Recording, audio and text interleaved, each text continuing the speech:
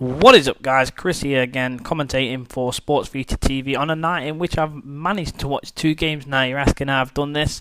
Well, one I watched on ITV, that is the UK channel network, and the other one I actually watched on my Sky Go account, which is obviously on my laptop. So yeah, second game watched was the Sunderland Everton FA Cup game. Now this was a very tantalising game, pretty even Steven up until the first goal, to be honest with you, which was a decent goal from the most recent signing for Everton.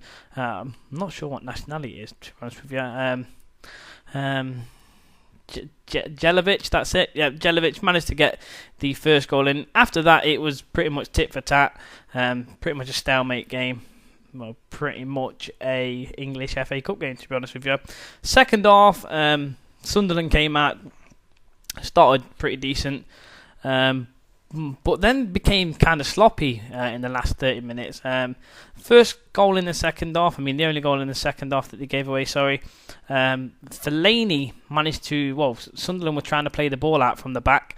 Fellaini managed to break it down. It was a little bit of a sloppy pass in their own half.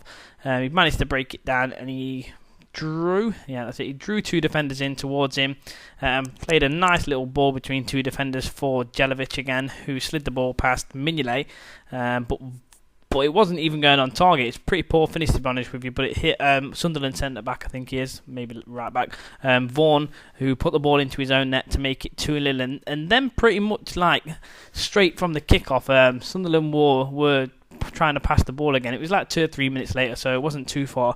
They tried to play the ball out from the back again, and they was punished again, this time by Tim Cahill managing to get the ball, and he then pulled it inside for Jelavic again, who missed an absolute sit. Mignolet came down to close the angle down and close him down, and he managed to slide it past him, and he also, unfortunately for him, because he could have grabbed a hat-trick this game, he slid it past the far left post. Sunderland weren't very good on the night. They lost the game 2-0, and deservedly, to be honest with you. They didn't create too many open chances. A lot of the possession was held by I wouldn't say them, but a lot of possession was held in the middle of the park by both teams. But it just seemed Everton was more of a threat on the night, and I think they was good for the win. If you guys watch the game, you'll know that Everton were definitely good for the win. And although they've had their ups and downs this season, I still think David Moyes is an absolute genius of a manager. He doesn't get a lot of money to play with down at Everton, but he manages to sign some decent signings. Jelavic, I think he cost around, I want to say between 6 to 9 million.